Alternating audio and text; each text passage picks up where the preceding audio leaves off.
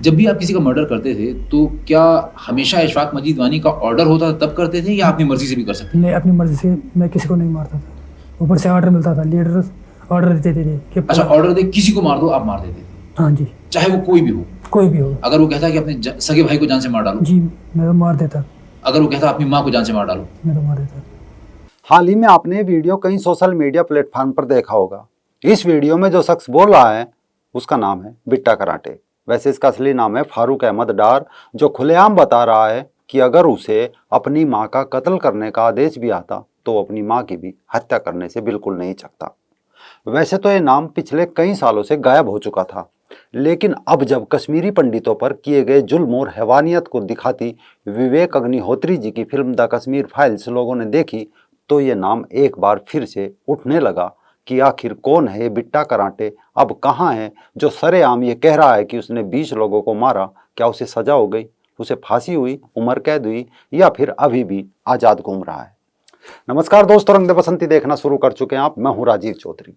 आपने देखा होगा इस फिल्म से चर्चा में आए खूंखार आतंकी फारूक अहमद डार और बिट्टा कराटे का एक पुराना इंटरव्यू भी काफी वायरल हो रहा है, जिसमें वो बता रहा है कि कैसे उसने हैवानियत की सारी हदें पार की।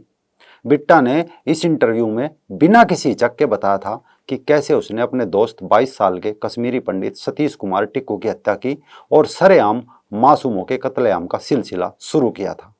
लेकिन सतीश कुमार टिक्कू की इस हत्या से पहले का नज़ारा ये था कि दो दोस्त हुआ करते थे। एक था बिट्टा कराटे उर्फ फारूक अहमद डार और दूसरा था सतीश कुमार टिक्कू। दोस्ती इतनी गहरी हुआ करती थी कि बिट्टा को अगर कहीं जाना होता तो सतीश कुमार का स्कूटर मांग लिया करता था, या को दोनों दोस्त एक साथ स्कूटर पर साथ साथ जाया करते थे। पर दोस्ती से अलग भी बिट्टा की एक मजहबी दुनिया थी। वो कश्मीर की आज़ादी के तराने सुनने लगा, मस्जिदों से तकरीरें सुनता और देखते देखते बिट्टा के दिमाग में मजहबी कीड़ा काटने लगा। उसी दौरान एक कश्मीर लिबरेशन फ्रंट का एरिया कमांडर हुआ करता था इशफाक मजीद वानी।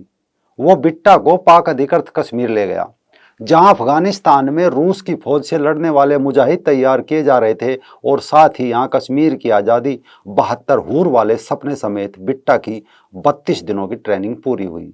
बिट्टा अपनी ट्रेनिंग पूरी करके फिर वापस कश्मीर लौटा और यहां आते ही उसे आदेश मिला उसके जिगरी दोस्त सतीश कुमार टिक्कू के कत्ल का। 8 फरवरी 1990 का दिन।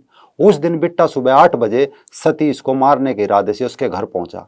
दरवाजा खटखटाने पर सतीश की बड़ी बहन ने दरवाजा खोला तो बिट्टा ने उससे पूछा, सतीश कहाँ है? बहन को कुछ आशंका हुई, उसने झूठ बोल दिया कि सतीश घर पर नहीं है। लेकिन जब सतीश अपने पिता के मेडिकल स्टोर पर जा रहा था तभी उसका इंतजार कर रहे बिट्टा ने उस पर गोली चला दी। वहां मौजूद लोगों ने सतीश के पिता को बताया था कि बिट्टा की पहली गोली सतीश के जबड़े को चीरते हुए निकल गई, और जब सतीश जमीन पर गिर पड़ा तो बिट्टा ने उस पर जमकर गोलियां बरसा दी। ये बात वो खुद भी स्वीकार करता, बड़े गर्व से बताता दिख रहा है। आप भी सुन लीजिए। पहला मर्डर मैंने सतीश को मारा। सतीश कौन? सतीश कुमार टिक्कू। टिक्कू कौन था ये? जो ऊपर से मतलब ऑर्डर दिया गया कि उसको हिट करो, मैंने किया। कौन था ये? पंडित लड़का। सिर्फ इसलिए कि पंडित था? नहीं, वो शायद आरएसएस का था। तो क्या आरएसएस का होना किसी के लिए गुनाह है? यानी अगर कोई आदमी आरएसएस का मेंबर हो तो आपसे जान से मार डालेंगे? मैंने कहा ना, मुझे ऊपर से इंस्ट्रक्शन मिलता था कि फलानी को मारो। अगर मेरी जगह किसी और को मिल जाता कि फलानी को मारो, उसको मारो। यानी ट्रेनिंग से लौटने के बाद उसने एरिया कमांडर वानी के कहने पर हैवानियत का नंगा नाच शुरू किया। उसने बताया कि आम लोगों को मारने के लिए वो हमेशा पिस्टल का इस्तेमाल किया करता था, जबकि AK-47 से सुरक्षा बलों पर हमले किया करता था। इस बर्बरता के चलते कश्मीरी पंडितों को रातों रात वहां से भागना पड़ा। ये सब कुछ फिल्म में दिखाया भी गया है। लेकिन फारूक अहमद डार बिट्टा को उसके दो साथियों के साथ सीमा सुरक्षा बल BSF ने 22 जून 1990 को श्रीनगर से गिरफ्तार किया, वो भी आतंकवाद से संबंधित 19 मामलों के आरोप में। अब कमाल देखिए कैसे हमारे देश का संविधान किस कदर अनेकों मौकों पर लचर दिखाई देता है कि एक आम नौजवान पर झूठी एक FIR दर्ज होने पर भी उसे सरकारी नौकरी के काबिल नहीं समझा जाता। वो सिपाही नहीं बन सकता, क्लर्क या दरोगा, यहाँ तक कि एक होमगार्ड तक नहीं बन सकता। लेकिन हत्या, रेप और नरसंहार करने वाले लोग आसानी से देश के नेता बन जाते हैं और फिर वो लोग देश के लिए कानून बनाते हैं। बिट्टा का जीवन भी ऐसा ही है। इंटरव्यू के दौरान अपना जुल्म कबूल करके फांसी या उम्र कैद की सजा की मांग करने वाला बिट्टा कराटे बाद में मुकर गया और अभी भी जम्मू कश्मीर लिबरेशन फ्रंट का चेयरमैन है। INS की रिपोर्ट के मुताबिक बिट्टा कराटे को पिछले अनेकों सालों से देश की कई अलग अलग जेल में रखा गया। कश्मीर घाटी की जेल में बंद रहने के दौरान उसने एक कैदी का सिर कुचलकर उसे मार डालने का भी आरोप उस पर लगा था। आगरा जेल में बिट्टा कराटे ने 14 महीनों तक भूख हड़ताल की थी। इससे जेल प्रशासन के हाथ पांव फूल गए थे। आखिरकार लगातार 16 साल जेल में रहने के बाद 23 अक्टूबर 2006 को टाडा अदालत से रिहा कर दिया गया। रिहाई के बाद बिट्टा कराटे का कश्मीर में उनके समर्थकों ने जो गर्मजोशी से स्वागत किया वो देखने लायक था। उनके घर पर बड़ी संख्या में समर्थक जमा हो गए, जहां उन पर फूलों की पंखड़ियां बरसाई गई और फिर डार को एक जुलूस में एक ईदगाह पर ले जाया गया, जहां सब ने मिलकर नमाज अदा की। आखिर क्या वजह रही? खुद 20 हत्याओं को स्वीकार करने वाले बिट्टा के खिलाफ जम्मू कश्मीर की कोई भी सरकार इतने भी सबूत जमा नहीं कर पाई कि उनके खिलाफ कोई कार्रवाई की जा सके, उनके जुर्म की सजा सुनाई जा सके। शायद यही फैसला सुनाते हुए टाडा अदालत के न्यायाधीश न्यायमूर्ति वानी ने टिप्पणी तक करी थी कि अदालत इस तथ्य से अवगत है कि अभियुक्तों के खिलाफ आरोप गंभीर प्रकृति के हैं, जो मौत और आजीवन कारावास की सजा के लिए काफी है। लेकिन तथ्य ये है कि अभियोजन पक्ष यानी सरकार ने मामले में बहस करने में पूरी तरह से उदासीनता दिखाई है। इस कारण हम इन्हें बाइज्जत बरी कर रहे हैं।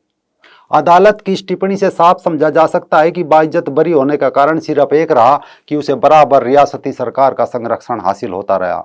उस समय से ही जम्मू कश्मीर का उनके प्रति नरम रवैया रहा और शायद यही वजह थी कि राज्यपाल शासन के समय में भी उनके खिलाफ सबूत जुटाने में मुश्किलें पेश आती रही।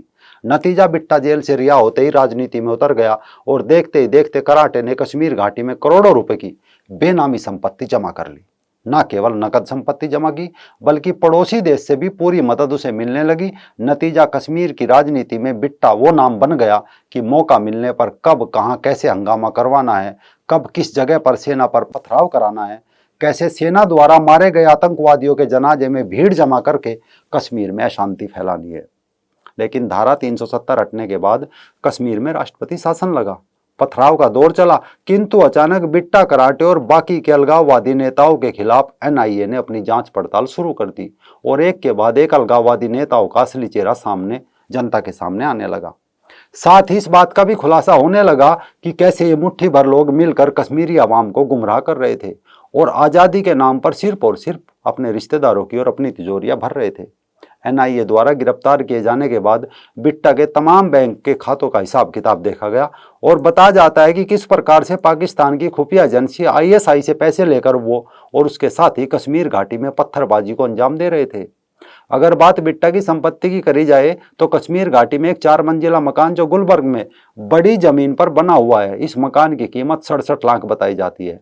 एक 2 मंजिला इमारत जो नसीम बाग के हजरत बल इलाके में कई कनाल के प्लॉट में बनी है। इसके अलावा नकद संपत्ति अन्य जगह भी बिट्टा के मकान बताए जाते हैं। यानी करीब दर्जनों पंडितों की निर्मम हत्या के बाद भी एक हत्यारे को किस तरह तमाम सरकारों ने उसकी पूजा की, आरती उतारी और उसे हत्यारे से एक नेता बनाने में कोई कोर कसर बाकी नहीं छोड़ी। खैर, अब 2019 से बिट्टा कराटे जेल में बंद है। बाकी सब कुछ विवेक अग्निहोत्री जी की फिल्म द कश्मीर फाइल्स में साफ हो चुका है। लेकिन सवाल यही रह जाता है कि कैसे संविधान की कमजोरी का फायदा उठाकर हत्यारे भी इस देश में राजनेता बन जाते हैं।